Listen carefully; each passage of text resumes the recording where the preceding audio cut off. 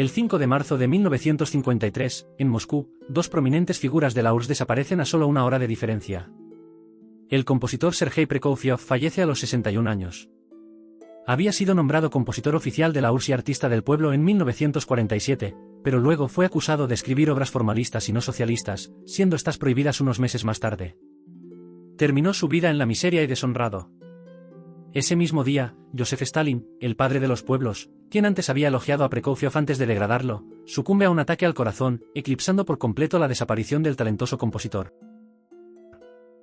Esta anécdota nos revela las tácticas del régimen stalinista, donde un ciudadano soviético podía ser acusado de los peores crímenes de la noche a la mañana, condenado a muerte o al gulag, o deshonrado. Este modus operandi no es nuevo. Stalin lo empleó durante las décadas de los 20 y 30 en su ascenso implacable al poder. De esta manera, logró eliminar a sus principales opositores jugando con diversos mecanismos ideológicos, políticos, burocráticos y administrativos. Regresemos al periodo que presenció la transformación de la revolución bolchevique en una dictadura totalitaria y observemos cómo Stalin maniobró para tomar el control de todos los resortes del poder. En 1878, en Goury, la actual Georgia, nace Yosef Vissarionovich Zugashvili, el futuro Stalin, en una familia pobre. A los 14 años, ingresa al seminario de Tiflis, donde comienza a interesarse por las tesis marxistas antes de ser expulsado en 1899 oficialmente por falta de asiduidad. A los 20 años, Yosef se convierte en militante en grupos socialistas y se traslada a Bakú, una ciudad petrolera e industrial, como miembro del Partido Obrero Socialdemócrata de Rusia. Yosef, un joven problemático, adopta el seudónimo de Koube y asalta bancos, a veces de manera violenta. Sus años de juventud son una sucesión de asaltos, periodos en prisión y fugas. En 1903, el Partido Obrero se divide en dos grandes corrientes, los mencheviques, partidarios de una transición suave hacia el socialismo mediante una alianza con la burguesía liberal y el desarrollo de un partido de masas abierto a todos, los bolcheviques, que desean un partido de cuadros opuestos al régimen mediante la alianza de las clases obreras y campesinas. Koube duda y finalmente se une a los bolcheviques de Lenin, por aversión a los cuadros que conforman los bolcheviques, compuestos por burgueses e intelectuales georgianos. En 1905, es designado delegado para el Cáucaso en la primera conferencia bolchevique, donde conoce a Lenin por primera vez. Desde 1906, participa en lo que los bolcheviques llaman las expropiaciones, es decir, asaltos a bancos con el objetivo de financiar al partido. Gana el favor de Lenin, quien respalda este tipo de acciones. En 1912, Lenin lo elige para el Comité Central Bolchevique. Ahora es uno de los líderes del partido. Redacta El marxismo y la cuestión nacional, que lo convierte en el especialista en cuestiones de nacionalidad dentro del partido. Firmando con el nombre de Stalin por primera vez en 1913 en un artículo de la revista El Socialdemócrata, Stalin significa hombre de acero. Es arrestado ese mismo año y enviado a Siberia, del cual sale en marzo de 1917, después de la Revolución de Febrero. Tensiones en el Imperio ruso estallan regularmente. La revolución de 1905 trajo algunos avances pero no resolvió los problemas latentes del imperio. El país estaba económicamente rezagado, desindustrializado y la autoridad del zar estaba cuestionada. El caos de la Gran Guerra y un invierno riguroso provocaron la chispa.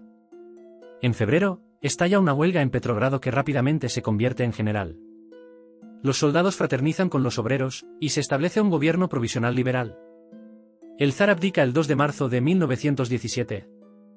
Stalin regresa tras una amnistía votada por el gobierno provisional y se convierte en secretario general de la redacción de La Pravda, siendo elegido al Comité Central del Partido Bolchevique en abril de 1917. En agosto, el comandante en jefe del ejército ruso, Kornilev, intenta tomar el poder.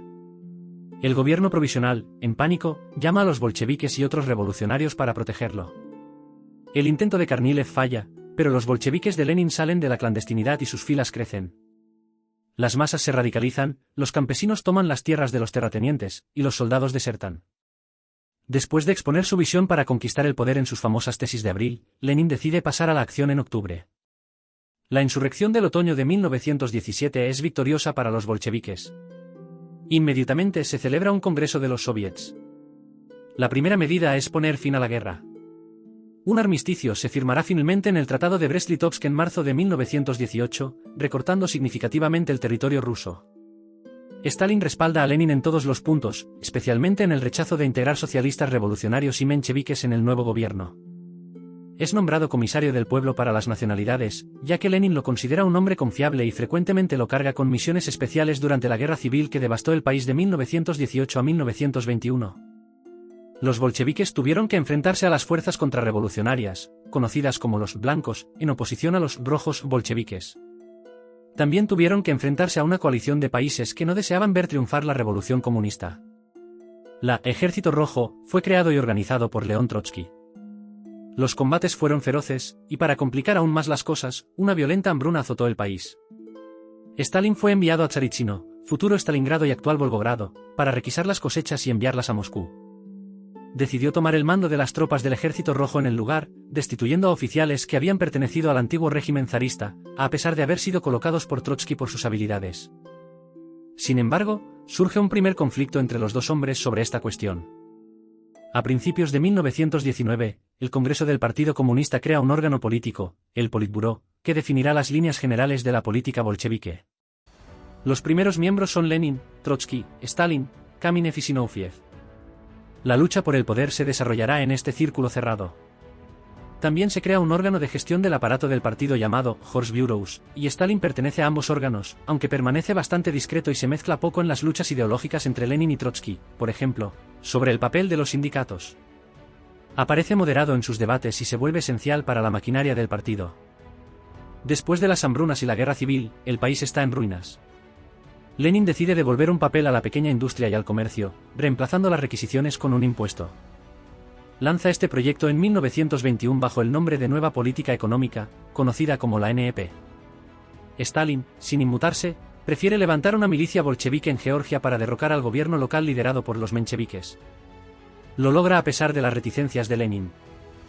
El giro decisivo ocurre en 1922, cuando se crea el cargo de secretario general del partido en el 11º Congreso. Stalin es elegido al día siguiente. Pocos meses después, Lenin sufre un ataque que lo paraliza parcialmente. A partir de este evento, la ascensión de Stalin será fulgurante. Hola a todos, aquí Ulteris de la cadena Ulteris. La rivalidad entre los dos gigantes, Trotsky y Stalin, desde el comienzo de la Guerra Civil Rusa, ha sido uno de los conflictos políticos más cruciales en la historia, una lucha entre visiones completamente diferentes del bolchevismo que se enfrentaron para definir el futuro de la Unión Soviética, por lo tanto, de la historia moderna. Como nuestro camarada Pregunta de Historia les contará en el resto de este vídeo, la toma del poder por parte de Stalin y la implementación de su visión eliminarán definitivamente la posibilidad de una Unión Soviética trotskista, más fiel a la visión original de Lenin. Sin embargo, el stalinismo ha desaparecido por completo hoy en día, a diferencia de las formaciones políticas que se reclaman del trotskismo, que todavía están activas en muchos países. ¿Habría sido lo mismo si Trotsky hubiera tomado el poder en lugar de Stalin? Les propongo explorar este escenario en mi canal y descubrir cómo habría sido la historia si Trotsky hubiera apartado a Stalin del poder para ejercerlo él mismo en la Unión Soviética. Pero ahora, los dejo con nuestro camarada Florian y les deseo un excelente final de vídeo. Gracias a ti, camarada Dayete Risse, por abordar un tema tan apasionante. Pero volvamos a nuestras ovejas. Stalin utilizará esta posición estratégica para controlar el aparato del partido.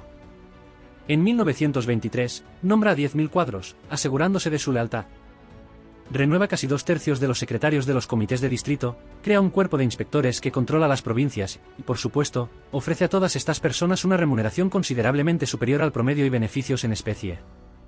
Se crea una relación de dependencia con Stalin, y una nueva capa de la población se desarrolla, conocida como la nomenclatura. Cuando Lenin regresa en octubre de 1922, descubre a un Stalin completamente diferente, a punto de convertirse en líder. Ve de inmediato el riesgo para el régimen naciente y pasará el poco tiempo que le queda de vida combatiéndolo. Le reprocha las atrocidades cometidas contra los comunistas georgianos, su proyecto de constitución para la URSS y su control sobre la organización administrativa. Dirá una frase bastante irónica que será retomada más tarde por Trotsky: este cocinero nos va a preparar platos condimentados. No se equivocaba. Lenin intenta apartar al incómodo georgiano proponiendo a los delegados del futuro Congreso que lo destituyan de sus funciones, pero no será seguido. Lenin sufre nuevos ataques que lo apartan definitivamente del poder en 1923. Sin embargo, logra dictar notas y artículos sobre su sucesión, la organización del partido, la cuestión nacional o la orientación a dar a la economía. Estas notas serán conocidas como el Testamento de Lenin, pero serán rápidamente enterradas por Stalin. ¿Por qué? Porque Lenin contradice sus ideas anteriores, abogando por una transición suave hacia el socialismo sin apresurar las cosas y evitando una propaganda demasiado brutal del comunismo en el campo. Temía una ruptura de la unidad del partido y emitía un juicio severo sobre Stalin, a quien consideraba demasiado brusco. El 12º Congreso se abre con una apariencia de unidad. Las luchas por el poder ya han comenzado. Stalin finge, como suele hacer, alinearse con las ideas de Lenin. Acepta duplicar los miembros del Comité Central y colocar la Inspección Obrera y Campesina que dirigía bajo una comisión de control, comisión de la cual nombrará al líder entre sus leales. La pseudo-unidad mostrada pronto se desmorona.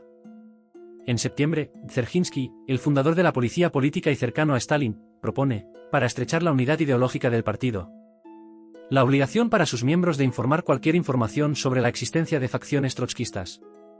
En un artículo condena la dictadura del aparato, responsable según él de la situación catastrófica del país.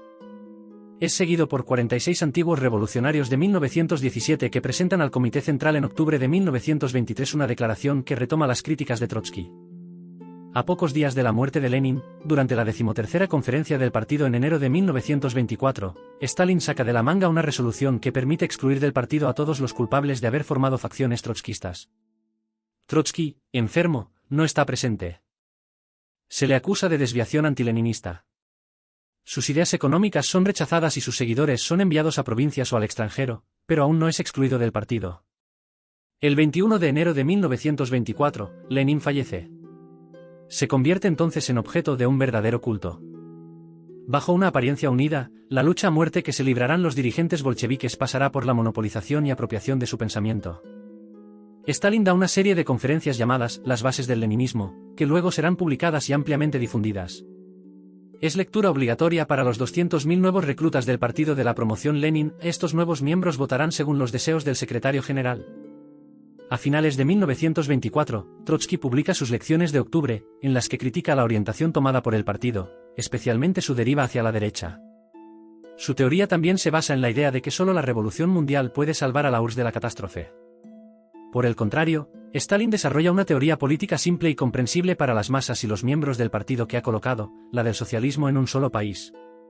Basándose en un pasaje de un artículo de Lenin escrito en 1915, Stalin sostiene que la construcción de un Estado socialista dentro de la URSS es totalmente posible sin una revolución internacional y apoyándose en una economía planificada.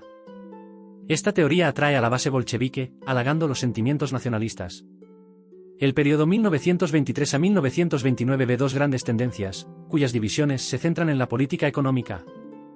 La oposición de izquierda favorece la industrialización y la colectivización, mientras que la oposición de derecha apoya la NEP y es equiparada por Trotsky a la pequeña burguesía. Stalin pretende encarnar la buena línea a seguir, la del centro. La eliminación metódica de los elementos molestos se basará en una estrategia de alianza oportunista dentro de este marco político. Así, en 1923, Stalin se alía con Zinoviev y Kamenev con el objetivo de eliminar la oposición trotskista después de la publicación de las lecciones de octubre, donde critica fuertemente el papel de Kamenev y Zinoviev en la revolución. Trotsky se encuentra atacado diariamente por la prensa, está políticamente aislado y debe abandonar su cargo de comisario del pueblo para la guerra. Permanece en el Politburó gracias a la intervención de Stalin, quien pasa por un hombre moderado y justo cuyo momento aún no ha llegado, según se rumorea.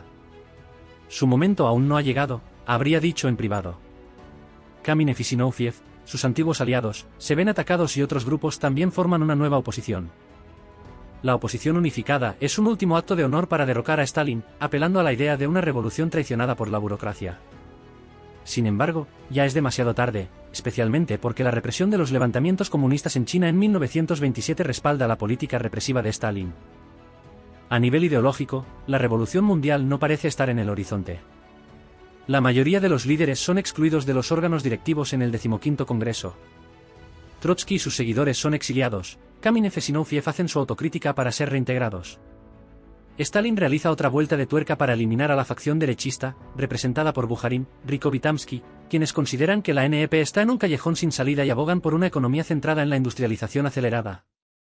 Reutiliza las ideas de la oposición de izquierda, donde Bukharin ve el espectro del terror y la hambruna. A través de sus maniobras habituales, despide a los partidarios de la oposición, los acusa de fraccionalismo y duplicidad, y establece una nueva purga. En 1929, los opositores de Stalin están en el exilio o aún dentro del partido pero totalmente inaudibles y marginados. El 21 de diciembre de 1929 marca el inicio del culto a la personalidad de Stalin. A principios de los años 30, se implementa un plan quinquenal catastrófico para la URSS, provocando la Gran Hambruna de 1932 a 1933. A mediados de la década de 1930, la vieja guardia bolchevique de la Revolución de Octubre será sistemáticamente eliminada durante las grandes purgas de 1936 a 1938. El punto de partida de esta represión política es el asesinato de un cercano a Stalin, Kirov, el 1 de diciembre de 1934. Inmediatamente, se aprueban medidas excepcionales que permiten aplicar sentencias de muerte sin apelación ni recurso en asuntos de Estado. Los asesinos de Kirov, siendo seguidores de Zinoviev, son arrestados y juzgados junto con Kamenev.